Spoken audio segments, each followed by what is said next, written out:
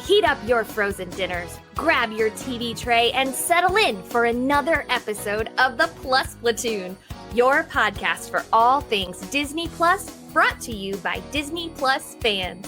Watch along with us every week as we cover all the new, the old, the good, and the bad on Disney Plus. So put down that remote, don't touch that dial, and welcome your fabulous Plus Platoon host. Hey everyone, welcome to the Plus Platoon.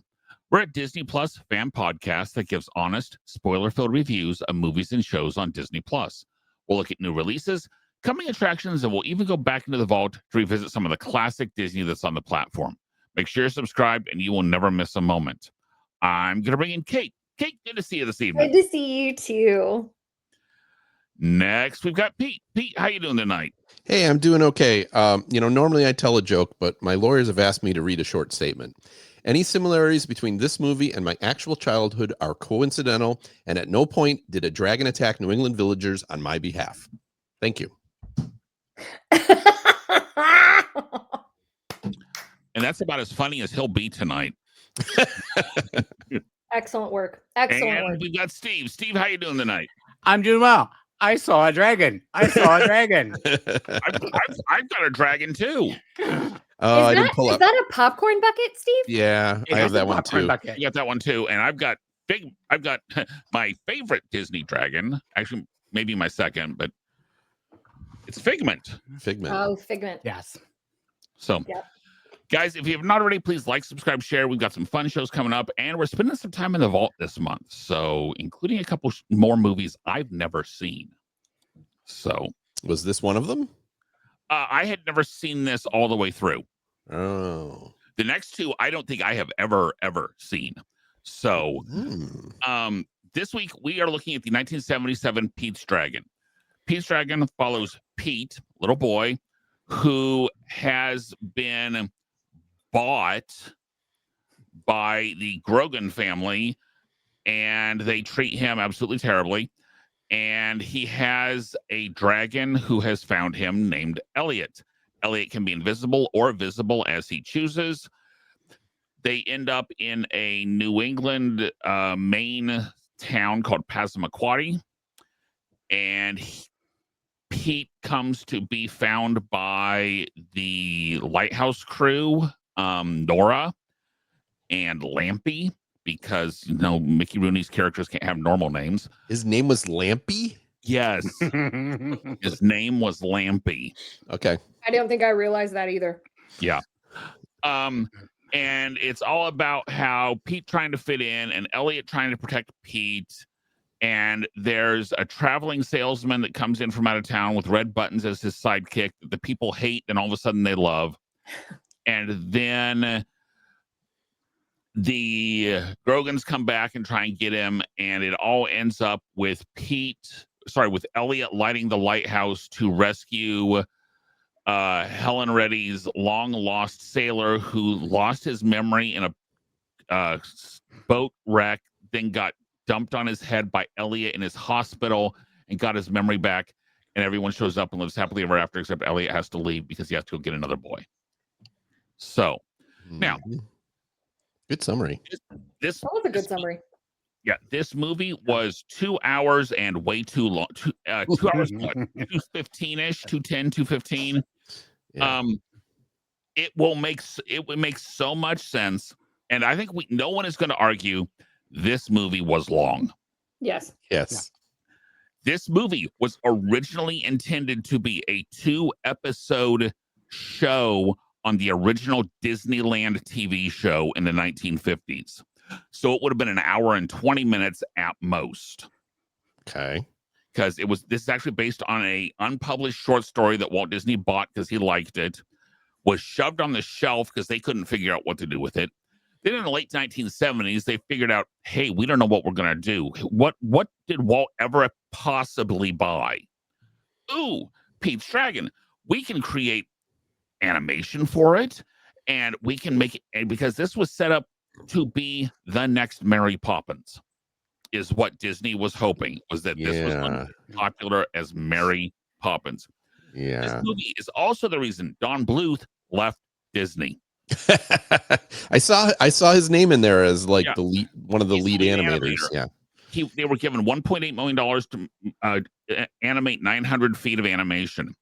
They were then told to double the animation and not given any more money. Nice.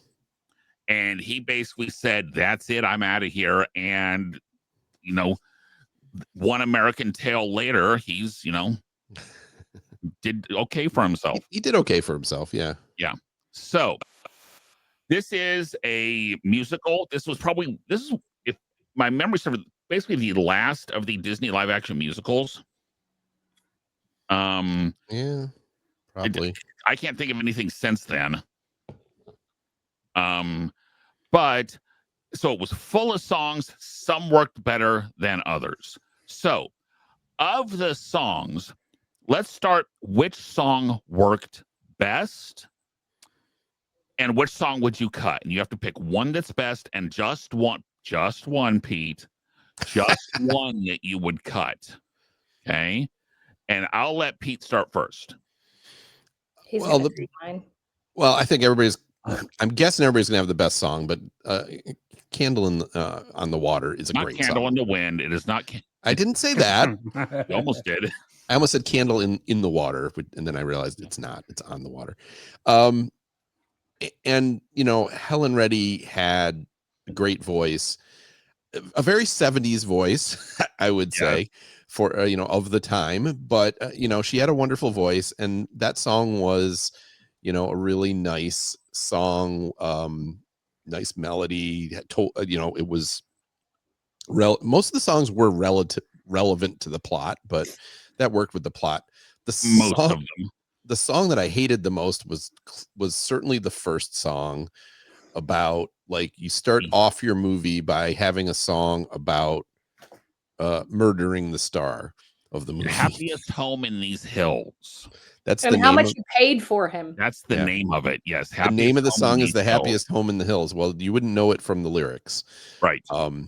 So yeah, I like that opening song, like right away turns me off to this movie. And I think if they got rid of, honestly they could get rid of those characters from this movie completely, and you would really not miss anything. I mean, you could have just Pete be a runaway from whatever with Elliot, and because I mean they don't introduce how he met the dragon, right? I mean, it's just right at the beginning he's with the dragon. He just showed up one day. Okay, right. Well, they say that, yeah. But what I'm saying is, it those characters don't show up again till the end, and you don't really need them because you got the Dr. Terrible or whatever his name is, and Terminus. What did you say it was? Terminus. Dr. Terminus. Yeah, and so I think if you just took those characters out completely, I didn't like the characters. I didn't like that song. So, what about you, Steve? You got another song you hate? That was probably one I liked the least. If I had to pick another one, I'm looking at the list here. Probably where is it? I just saw it. It's that Every Little Piece was near the end. Whatever. Is that the one that every little piece? Yeah, that's where they're Dr. Terminus and Red Buttons talking about all that kind of stuff. Yes. Yeah, that one. Cutting up the dragon. Yeah. I like that. Are we talking about ones we liked also? Sure. I liked, as I was talking to my husband, and I'm going, I find these songs catchy but not very memorable. Mm-hmm. But he's been humming them the past few days. And the one that he is stuck in his head where I've been hearing it on is I Love You Too. Okay. Elliot and him Pete and Elliot sing to each other too. Mm. So he goes, see, it's sort of catchy. It's stuck in my head. So I'm gonna let Kate go just because in case there's a song that we haven't named yet, I'm gonna give her first shot at it. So it's funny because I am usually the fan of musicals in this group. Like I'm usually the one who tends to swing, and I just did not like this movie. However, I appreciated, and I'm gonna say it wrong, the Passamaquoddy. Passamaquoddy song. I appreciate, because I can't say Candle in the Water because that's already been taken, but I appreciated that song. It gave me very like Harold Hill or whatever from Music Man. from the Music Man. It just gave me those kind of vibes. So I will say, since Candle in the Water has been taken, I will say that one. And which one would you get rid of?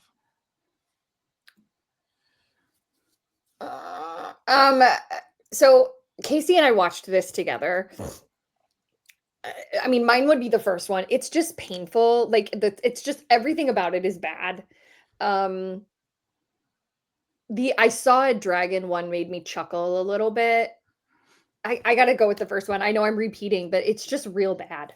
So for me, I would say obviously yes, Pete told it, Candle on the Water is probably again my favorite for this one, but Razzle Dazzle Dake is kind of a cute song.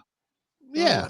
I'll go with that one. Especially when you realize it's part of a cut scene where they talk about polishing all the brass in the lighthouse. So, but the song still works for me. I Saw a Dragon was way too long. The dance scene at the end with her getting molested didn't need to be in there. But the song I would get rid of, Kate, is Passamaquoddy. It just was so one note. Not literally, of course, for a song, but that would be chant. But it just why? And see, Pete, we'll get to it here in a little bit, but I would have gone the other direction from what you cut as far as which side characters to get rid of. Okay. But we will get to that here in just a little bit. Okay, so this used the sodium vapor process that was the same thing they used for Mary Poppins. It's the same thing they used for basically all of the Disney live action animated joinders. Okay. Did Elliot animated with the live action work for you, Steve? Yes, knowing that this was from the 70s, it worked. It's not up to today's standards. I remember seeing this kid. I remember seeing this kid for the most part work. I feel like they did not do enough of Elliot. I mean, if it's being Pete's Dragon, there should have been more of Elliot, not necessarily always on the screen animated, but the scenes when they are doing things where he was supposed to be invisible. I got the Roger Rabbit vibe when he crashed through the two walls. Oh, yeah. Yes. For the most part, work. There are some times where you're going, okay, I could tell you're in front of a green screen, and today's standards is sort of irritating. But I remember I was watching a kid. I was like sort of amazed. I saw this in a drive-in theater. So for the most part, it works for me. The drive-in is way back when I've been to drive-ins many times. Your husband, no? Sorry. Anyway. Thanks, Derek, for aging us. I would agree for the most part it worked. You said you wanted more of Elliot. Yes. I would agree, especially, but then you realize that there was already twice as much as Elliot as there was originally intended to be. So, yeah. My favorite parts were when, and again, this is jumping ahead a bit, but when Elliot and Pete were interacting, or Elliot was interacting with somebody else. The only time it didn't really work for me was one of the very last scenes. It was the scene where the doctor in red buttons, the doctor's hanging from that light pole, and Elliot comes up to them and is basically their size. Yeah. Didn't I share a picture of that in the chat? Yeah.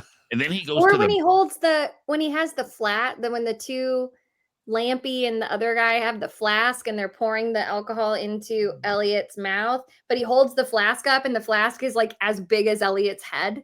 Did any of you notice that? Yeah. I did. It made me chuckle. It wasn't perfect, but I am always willing to suspend disbelief when it comes to animated characters in live action movies. If it's supposed to be a character and they treat it as a true character in the film, that the actual an animated versus the other never really bothers me. Yes. So Well, maybe Ellie could shrink and grow as well as be invisible. Sure. Kate, did it work for you? It did. I loved Elliot. I wanted more of Elliot. I agree with Steve. He was so lovable. He was so charming. The part when Lampy and the other guy are in the cave and they're like, "There's a dragon," and like Elliot is like reacting out of fear of this. Like that was so charming.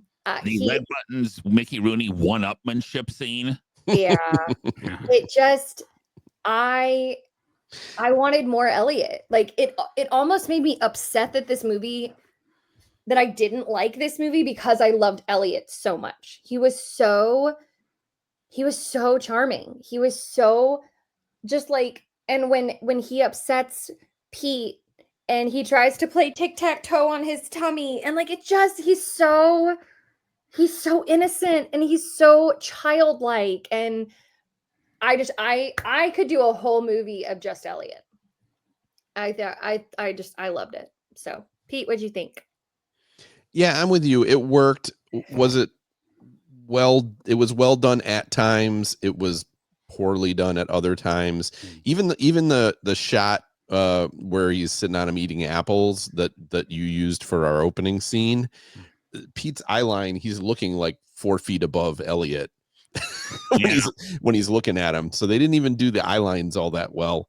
But yeah, I agree with what you guys are saying. The best parts of the movie were the parts with the animated dragon. Agreed. I liked it less when he was invisible. Like that to me got old really fast. You know, I like the first scene when he's coming into town and he knocks down the fences and he puts his footprints. It's like, oh, that's kind of cute. And then when they kept doing that, I was like, oh, this. I mean, it felt too much like, oh, we don't want to spend the money to animate this character, so we're just gonna. I did like though that opening shot, the establishing that Elliot is real by Pete actually riding on him. Yeah, right. That shot. If he's just walking along and talking to this dragon, you don't think you have no way to know he's real. But seeing him actually ride in on that opening shot, knowing that yes, Elliot exists, I think that's a great setup shot. So later they established that he can also ride Elliot when he's flying. Right. If they're trying so hard to escape from these crazy people that adopted him, Pete, why does buy the premise, you buy the bit. If you buy the so yeah.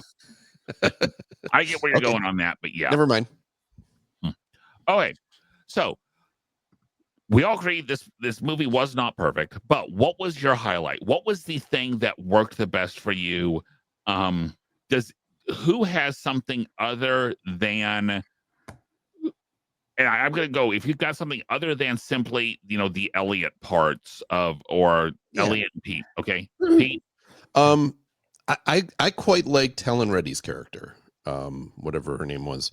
I don't remember. Nora. You took mine again, Pete. You should have raised your hand. I raised my hand. I agree with Pete. Okay, go ahead. You finish my sentence then. No, you go. I'll bring in the rear. Go ahead. Okay. No, I just it was a town full of like buffoons and idiots and jerks and Helen Reddy, and so like everything else was so like chaos, and she was just like this nice person. She's the only woman in the town. Where'd all those kids come from? No, there was a teacher. Right, but teachers were not allowed to be married back then. I've got beef with the teacher, but we'll get there when we talk about the lows. Continue. All right, I'm going to stop there. I'm going to let Kate say other great things about Helen Reddy. So I agree. She won me over when her dad was in the bar. Was like, I saw a dragon. There's beer, and I saw a dragon. And then she like the door does that half open thing. She's like, has anyone seen my dad? And it felt natural. Like, she didn't feel like a sticky character. Like, look at me go. That Like, she line just felt natural. Of all of her lines, well, that no, line I mean, felt like natural. overall, she felt the most normal. I would agree with that. But And she didn't overact. Like, it just, she reminded me of like, I can't think of who she reminded me of, but she just like, I liked the kindness in her character. I liked when she took Pete to the school and she was like, Pete, tell her this. What's 9 times 9? 81. Pete, tell her this. What's a ton? 2,000 pounds or whatever it was. well, Like, I love him trying to convince her not to go to school because I know all this stuff already. so I agree with Pete. Steve, did you have another one? For me, this is just classic 70s Disney family fare. It's what I grew up with. Like, because there's the Apple Dumpling Gang, there's this.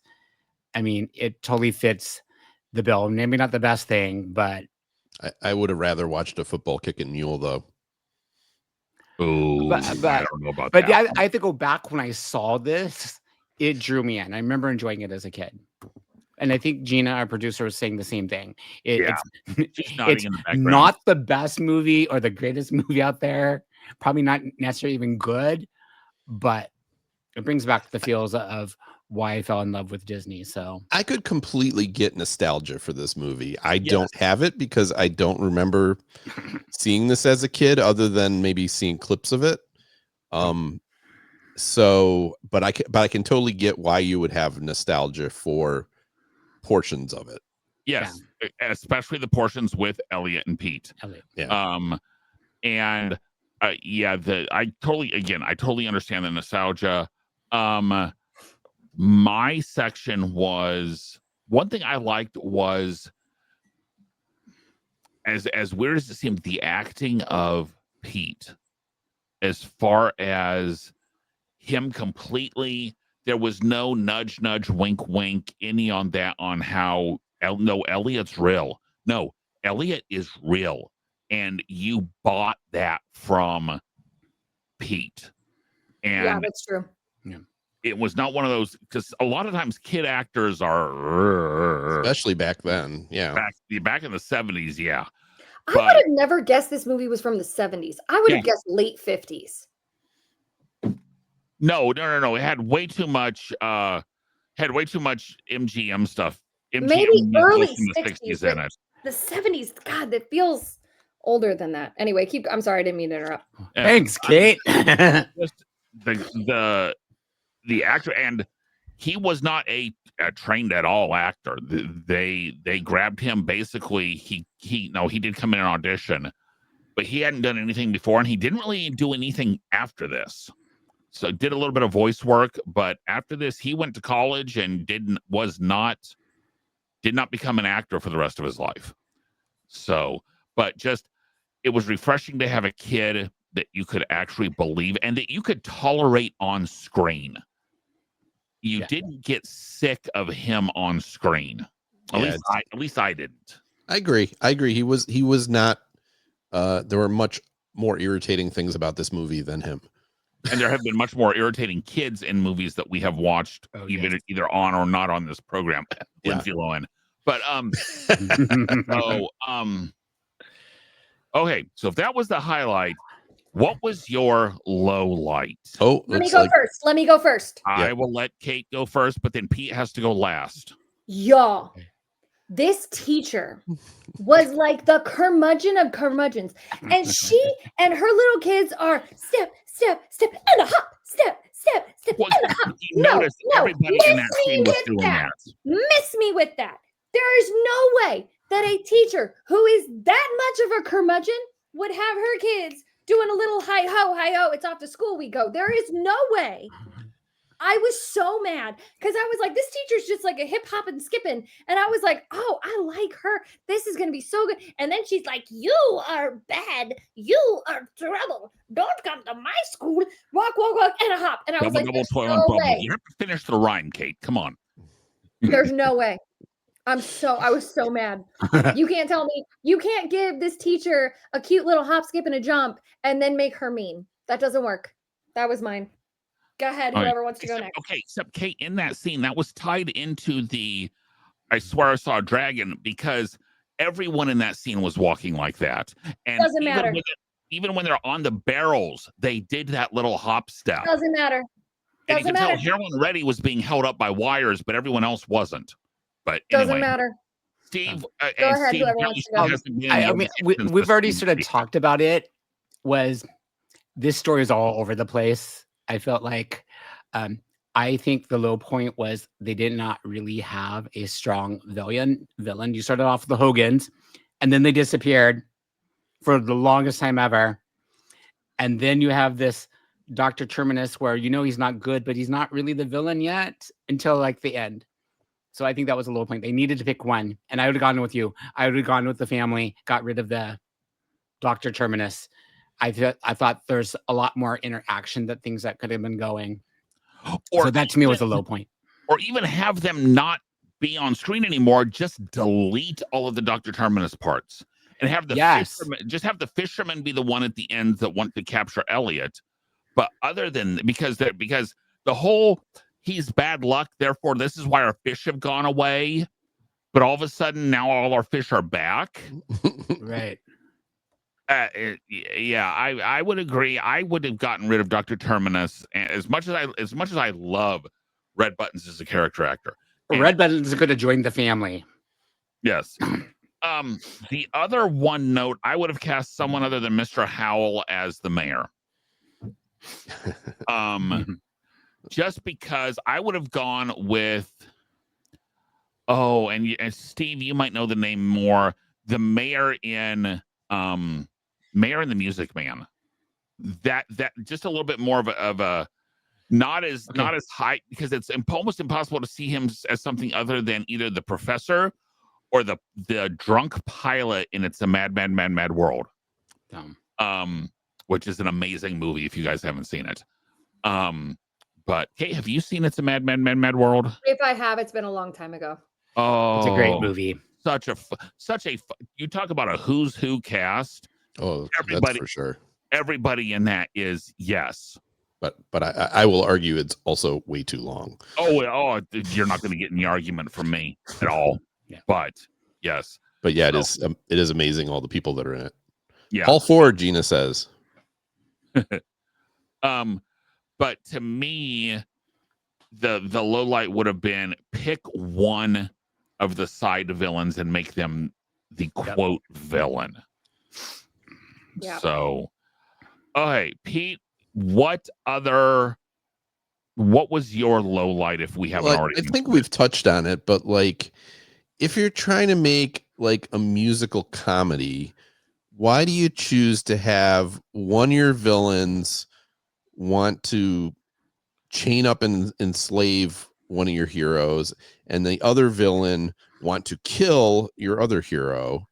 Like it's like a little bit too dark, but then you're trying to have them sing these light songs about killing the oh, we're gonna cut up the dragon, we're gonna use his heart and blah, blah, blah, blah, blah. And I'm like, no, this is Chinese. not. Oh, sorry.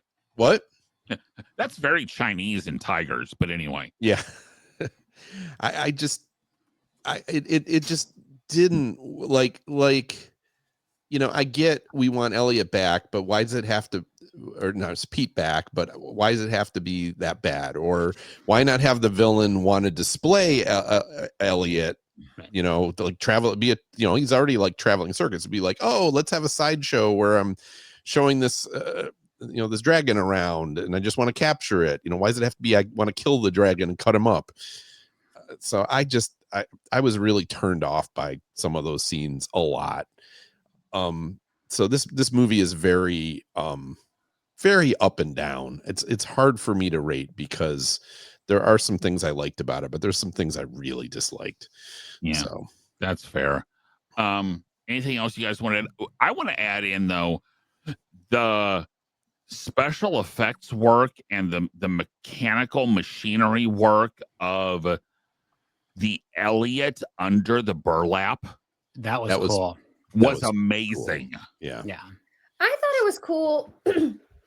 They thought of things that I wouldn't have thought of. And this is probably why I don't make movies and why I'm not in special effects.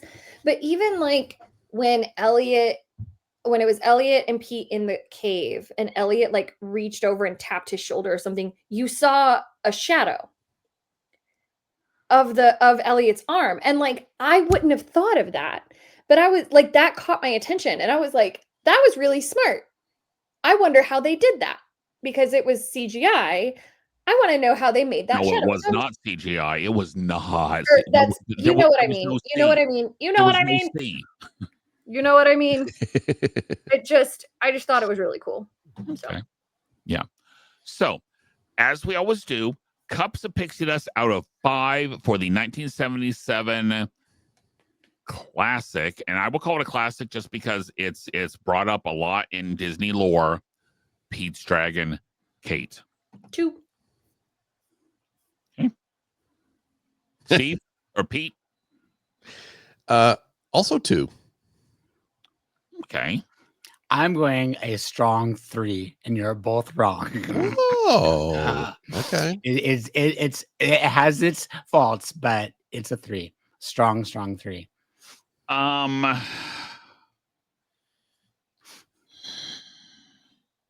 Looking back on the memory of those, no, sorry, wrong song. But Good song. yes, good song. I'm going to give this dance a 2.5. No, Come on, you can do it. Hopefully, you're there's going more to I don't want to watch than I want to watch. It's a 2 for me. Oh, So, And I will say this. Last week, if you asked me what I was going to give it, I would have said I would probably give it a 1.5. So Okay. I actually gave it a little better of a rating than my memory, because there were some things I enjoyed about it, and my memory of this movie is that I really hated it, and I did hate a lot of it. I will say the scene with him landing on the lighthouse, crawling up and lighting the lamp, yes, is a great scene. There's good stuff in this movie. Yes. This is a movie that probably worked really well on Wonderful World of Disney when they cut it down to 45 minutes. Yeah, or 45 minutes to an hour would. Well, the typical Disney hour 10, hour 15 movie. This would have been a really fun movie. Yeah, because you could have gotten rid of most of the villains and most of Mickey Rooney. So, which is too bad because I normally tolerate Mickey Rooney. Okay. So, Kate, what have we got for Disney Plus news this week? Yup, we have a couple things. Number one, the last concert of the Eras Tours had been recorded and will be on Disney Plus. They have also made a docuseries about Swift on the tour, releasing 2 episodes per week for 3 weeks. The series and concert will both premiere on December 12th, and I will be watching all of it. And so are they showing the concert? Because like we already saw the concert. Is They're this the same? releasing has the last show with some of one of the albums has been added. Tortured Poets Department has been added. Sure. Need to see it. It's good. I will be watching that. I can report back on it. Sounds good. Okay. Next up, Wonder Man will debut January 27th. The show will have 8 episodes released weekly as of now. And we have not decided yet if we are actually how in depth we are going to be covering that show or not. Because you said Wonder Man, is that right? Yes. Wonder Man. That is the one that's coming up that we have. I don't think any of us have any kind of decent expectations for at all. Okay. Next up, Daredevil Born Again Season 2 is still on track for a March 2026 release. Enjoy it, Kate. I will. And Kate me. and I'll watch it. And Pete, yeah. And last but not least, Vision Quest will still come out sometime in 2026. It will include personifications of many of the Marvel AI assistants. It will also include the adult version of his son, Tommy. Interesting. And it is officially being called the 3rd in the WandaVision trilogy. Okay. After WandaVision, Agatha, and now this. Got it. So and that's it for Disney Plus news. That one I still want to see that because Vision is one of the characters that I really enjoy.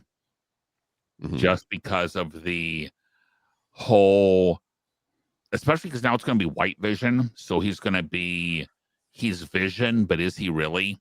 And then you're going to have you're going to have Jarvis and all the different Tony Stark AIs personified, like people versions of them. So I'm not sure what kind of universe it's going to exist in. Okay. Version of his son, Tommy. Is Tommy the one we saw in WandaVision, or was that the other one? No, that was Billy. That was Billy. Okay. Yeah. I have a distinct feeling both of them will show up in Doomsday at some point. Probably. Although, when's Doomsday coming out? Is it next Christmas? Next 26th Christmas? Yeah. Then, yeah, this will be done before that. I would not be surprised if this doesn't lead right up to that. Yeah, so, I don't know. I know. Okay. I will say it's probably the thing I'm most looking forward to Marvel next year. Even which? Vision Quest? Vision Quest, yeah. Yes. Even more than Doomsday to me. My expectations on Doomsday is really low, so yeah. I mean, yes. Doomsday has, if it hasn't officially jumped the shark, it's airborne at least. Yeah. So next week, we're going to drive back to Disney's first ever true live action movie, which was Treasure Island. Not Muppet Treasure Island, Kate. That's actually going to come in January. Oh, good. It's so good. But this is the original Treasure Island. This is the one that Disney made because he couldn't take a lot of his money from England out of England after World War II. So he had to make it in England. And there's a lot of other firsts in this movie. Now, he had already done So Dear to My Heart. He had done some of those other, he'd done Song of the South. He'd done all those, but this was his first true, completely live action movie. So that's what we're watching next week. If you have suggestions on what you'd like to see. Has anyone besides me seen this before? I have not. I have not. I don't think so. I don't think I think you would remember probably. Well, I'm looking, I just looked it up, and this is the 1950 film, yeah? Yes. Not the 1934 film. 50. No. It's 1950. Yeah. Okay. Yeah, I sure do not, like, a lot of the movies from the vault, I feel like I've seen most of them, and if I hadn't seen them, I've seen clips of them that were on. Yeah, I was going to say, nothing about this looks familiar to me, and that worries me a little bit. Oh. Did any of you like this the first time you saw it? I haven't seen it. Steve hasn't seen it. Pete? I have not. I don't think I've seen it. It's so it's not bad. I'll stay with that for right now. That's fair. It's only 96 minutes long. Correct, because Disney back then knew how to edit. Yeah. Oh, that's nice. Well, did they though? Because 20,000 Leagues Under the Sea is way too long. Well, is it a musical? No, it is not. Oh, okay. No, straight up pirate. Actually, if you've seen Muppet Treasure Island, you've seen the plot of this movie because they do straight up do Treasure Island. So yeah. Okay. So, all right. But if you've got suggestions on what you want us to see, especially come January and February into next year, yes, there's going to be Wonder Man, but we are not going to be devoting every week to Wonder Man. Let us know what you want us to watch. We got some open spots, especially February on doesn't have a ton coming out, especially because they're re-releasing all their old movies as feature films as their feature film in the movie theaters, and it's just kind of sad. So, but if you got suggestions, email us at plusplatoon@gmail.com. Send us suggestions at YouTube, Facebook, Twitter, Instagram, anywhere. We will answer all of the posts. We have new episodes coming out every Thursday on YouTube and all the major podcasting services. For Kate, Pete, and Steve, Gina in the background, we will see everyone next week. Bye, guys.